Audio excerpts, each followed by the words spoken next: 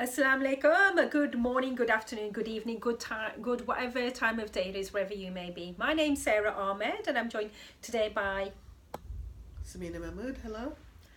Okay, now today we're going to talk about some issues that we have. I mean, first and foremost, we are both Muslims, so we're going to talk today about mosques. Now, the Asian diaspora or the Asian community, as with any other community that follows Islam, the first thing that we do when we go to a place is we establish a mosque. There are several mosques in several towns in and around the UK, but are they fully being used to their potential, or are they being underutilized? Sam, I think they're definitely underutilized. I think there's lots of spaces that are where we could actually benefit by using the mosques. And I think as a community, they're usually in the centre of the community, so we can use it for other things like coffee mornings, like talking to the elderly, like so elder care. Yeah, I think that's really important. So if set up little groups, like something for like elderly men, elderly ladies, like an elderly thing. I think men already use the mosques for that purpose anyway, because once you've read namaz, they usually huddle around and talk about whatever it is, whether it's family issues, whether it's some advice or guidance that they need, and also they let the children carry on playing there. But there's empty rooms, a lot of the times there's empty spaces there that can be used for like lunching clubs for the ladies. Well, yeah, why not? Okay, so we're all the senior citizens. I mean, because isolation and loneliness, it's actually one of the UK's biggest problems. It's more of a bigger problem than homelessness. It is, yeah. And I think a lot of the times depression and these are the things that are related to lack of exercise. And I think that if there was such a place, it'd be fantastic. It'd be really encouraging. It'd really make them feel better. And they would feel like they're not alone. Okay, now how can the mosques benefit the wider community? I mean, the mosques are very, very wealthy. I mean, they get donations daily. I mean, especially with the refugee crisis, how do you think the mosque can financially, there are recipients of numerous donations. I mean, they have that beautiful building. What can they do to improve the lives of the locals? That's it, have open door system where, obviously when the call of Azan happens, a lot of the men are going there anyway. So why not take your wives, your children with you and sort of stay on a bit longer, utilise that space, because I think a lot of the times it's unfortunately going to become the same as the churches, where they're only certain times of the year utilised, where like Eid and times like that. I'm thinking more, like food banks. I mean, the mosques are trusted and they do get lots of donations, and we do have a refugee crisis. I mean, food banks, somewhere where the refugees can go for, just for support more than anything else. And for karate lessons for children. I mean, it's all good that it's fantastic that the mosques also serve as a madrasa where the children can learn the Quran. But if they were to learn karate, CPR, just to open the doors, invite the community, because what happened last year was there was this Syrian refugee family, and where they were based, there was a mosque, and it just had a £2.3 million refurb. And like soup kitchen, something like that, in the car park. I think that would be something that would really be good to encourage, because that's what part of our Islam as well, that to help others, to give to charity. And why not do that in a place like a langar? Yeah, the Sikh community are very on it with that in Manchester.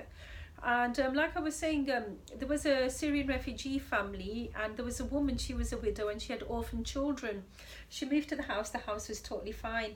Now a year later, the house gets damp, and it has problems. Now, as you know, a house, it has to be heated. You can have a fabulous house, but it needs to be heated, this country. And she had a choice between heating the house or giving the children food to eat. Heat or eat. That is a problem which is faced with many single mums, But the local mosque, which was just down the road from her, they just had a £2.3 million refurb, and they had this Syrian Muslim refugee family just, just down the road from her, and she was struggling. She didn't know whether to pay for heating or pay for food to eat, and the mosque was just there. What are your thoughts? I think there should be like a separate financial budget for them.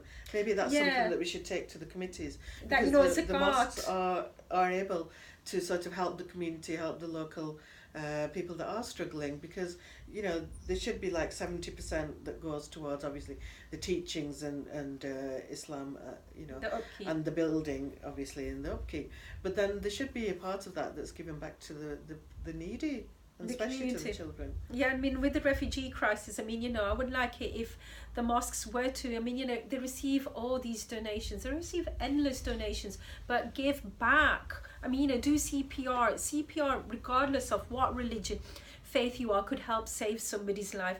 Have a defibrillator machine. I mean, I don't know what they are, I'll be honest with you, but I have seen them, signposted. And we're talking about mosques. I mean, mosques, like I said, they are an essential part of a Muslim. I mean, we pray 5 times a day, but the amount of mosques, I mean, are they... I mean, how many mosques are there? I mean, are we getting to that situation now where it's just mosque after mosque, or...? Not necessarily. I don't think that's the problem. I think the problem is the buildings should be open to other people.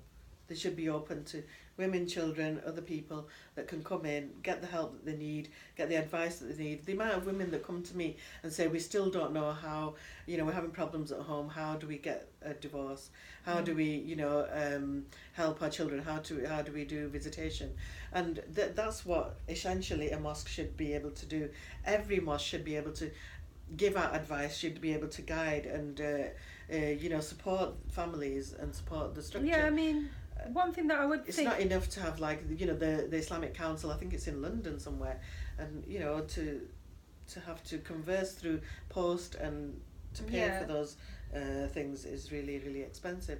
Because I know there's a lot of women that have had, issues with divorce and support with maintenance, things like that. And you have to go through such a long process. Legal representation. Okay, what about a Talk English cafe? I mean, because it's like you do see a lot of Asian women, and a lot of, like I said, I do go back to the refugees. I mean, a lot of refugee families, a lot of new wave migrants. I mean, if they were to have like a Talk English cafe, we'll be like, look, here at this time there will be people, Muslims, we won't judge. We'll just, help you practice your English. Yeah. That would be good. Now, I personally think, I mean, to me, myself, from what I can see, I personally think there are maybe just too many mosques. That's my personal opinion, because when I drive into some towns, I see council houses that have been bought and turned into mosques, and it's like, for me, myself personally, it's like you've got a mosque over there, walk across the road and, next street, there's a mosque over there, and it's like, to me, it's like, in some towns, are there more mosques than churches in some towns now? Realistically, there could be, but the thing is that you've got to look at it this way: that Islam at the moment is going through a massive, or Islamic, the Islamic world is going through a massive movement. We're being bashed in so many ways by the outside world, and you can pinpoint different areas, as in the hijab, the way we dress, and having a building where we can feel safe to go inside there, pray without having anybody sort of over our shoulder sort of saying, what are you doing? So it's a safe space for us Muslims. But I mean, if you look at the geographical landscape of it all, I mean, it is getting to that situation where there's more mosques than churches. It is good that we have these safe spaces, but it's just like literally everybody's opening up a mosque here, there. The thing is, it's the way the funding works though, isn't it? That people, if it's a charity, you're more likely to get funding for it. If you advertise it as a cultural centre, because they won't give it to a religious organisations, so they are maybe somehow misleading the council, saying, look, we're going to open up a cultural education awareness place, but what they're actually doing is opening up a mosque, which is good, but I don't know. I believe in diversity. I believe that, you know, all there should be representation for all. There should, you know, the Christians should be given a look in, the Hindus, the Sikhs, etc., etc. And, you know, as the country, I mean, you know, certain towns, I think that, you know, maybe there has been sort of like somewhat of an Islamic takeover. What are your thoughts? I don't agree with that.